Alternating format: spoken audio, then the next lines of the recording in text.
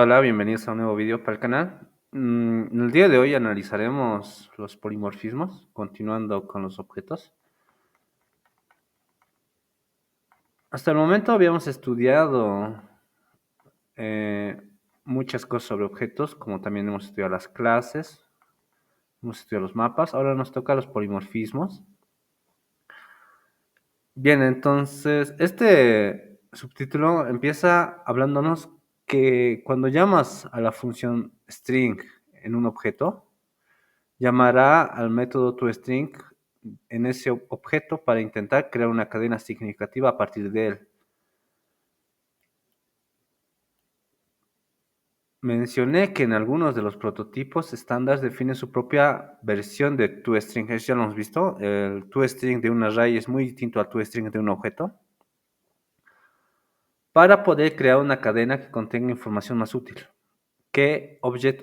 Sabemos que esto es de object.prototype.toString. Ahora lo que nos propone es que vamos a modificarla. Tenemos nuestra clase conejo, que una vez instanciada se crea un objeto rabbit, el cual tiene una propiedad prototype, y esta propiedad tiene un método que es toString. Ya habíamos mencionado que tenemos la clase rabbit. Hemos creado una instancia de la clase que se llama killer conejo, que es de tipo asesino, porque el constructor solo recibe un tipo. Bien, entonces, si hacemos con solo killer rabbit, tenemos la siguiente salida. Tenemos el rabbit, tenemos el tipo asesino. Y también tenemos los métodos heredados, que es el constructor y el prototype. Y aquí está tu string. Ahora, cuando hacemos un string a killer rabbit, lo que nos devuelve es object. Esto ya lo habíamos visto anteriormente, en un subtítulo anterior que era sobreescribiendo propiedades derivadas. Ya lo habíamos visto, cómo funciona toString. Pero ahora lo que nos dice es que vamos a modificarlo de esta forma, que nos tiene que... Ya sabemos qué vamos a esperar, cuál es la salida. Ahora lo vamos a modificar. Voy a copiar el código. Y ahora string nos mencionó que la función string llama a un método que se llama toString, que llama a este método. Ahora, este método nosotros lo hemos modificado de tal forma que hemos pedido que nos devuelva el mensaje un conejo del tipo, digamos, un conejo asesino. Entonces, prácticamente nos habla de cómo modificar el toString, que es un método predefinido.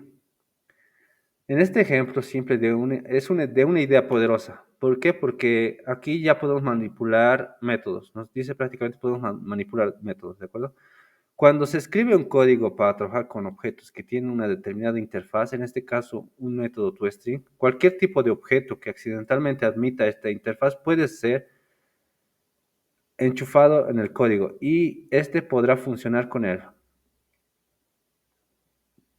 Bien, y nos continúa diciendo, esta técnica se llama polimorfismo. El código polimórfico puede trabajar con valores de diferentes formas siempre y cuando admita la interfaz que espera.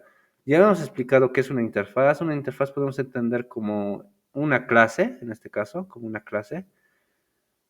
Y, y esta clase lo que esperaba es, bueno, las clases tienen propiedades y métodos.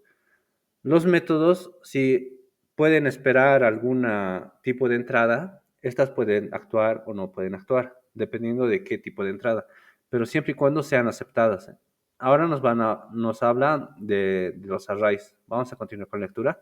Un ejemplo de una interfaz ampliamente utilizada es la de los objetos similar a un array, que tiene una propiedad len, ¿de acuerdo? Nos dice que un array tiene una propiedad len, que contiene un número y propiedades numeradas para cada uno de los elementos. Tanto los arreglos como las cadenas admiten esta interfaz.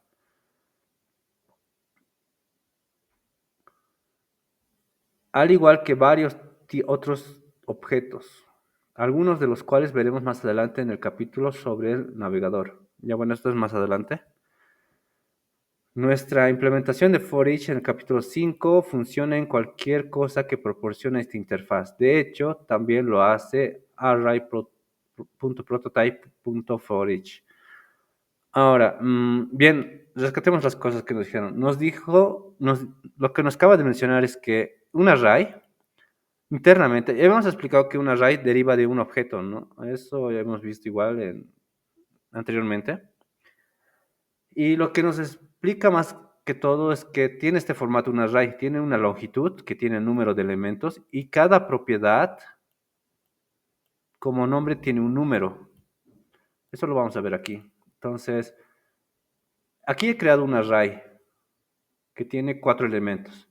Supuestamente este array ya tiene una propiedad que se llama length y tiene un número. Y el número asignado aquí es el número total de elementos que tengo. Entonces, si ejecuto el código, no de... Y me designa que tiene un valor de 4 porque estoy llamando a su propiedad. Eso nos dice. Tiene una propiedad length que es un número, como este. Y que los elementos están enumerados, las propiedades, y que sus nombres son números.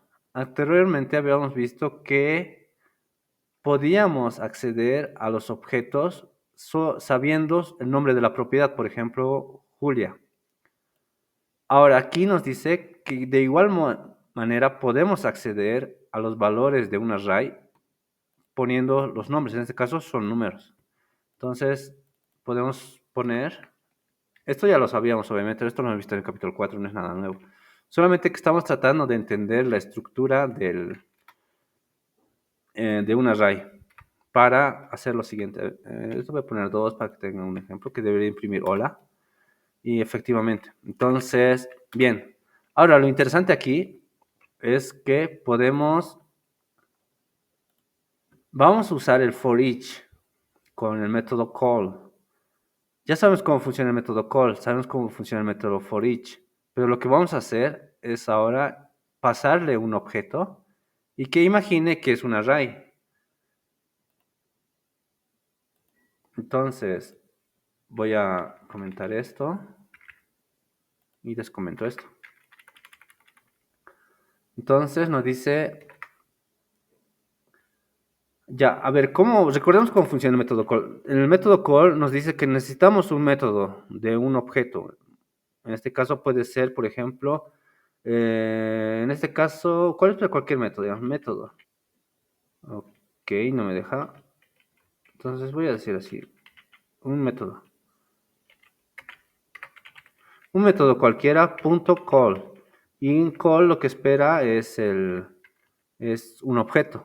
En este caso puede ser, como habíamos hablado, this argument, es decir, el objeto como tal, coma, aquí el argumento de la función. Argumento 1, argumento 2 y dependiendo. Entonces, aquí tenemos for each, este es el método del prototype. Entonces, lo único que necesitamos pasar es el objeto. El objeto va a ser que simula ser un array.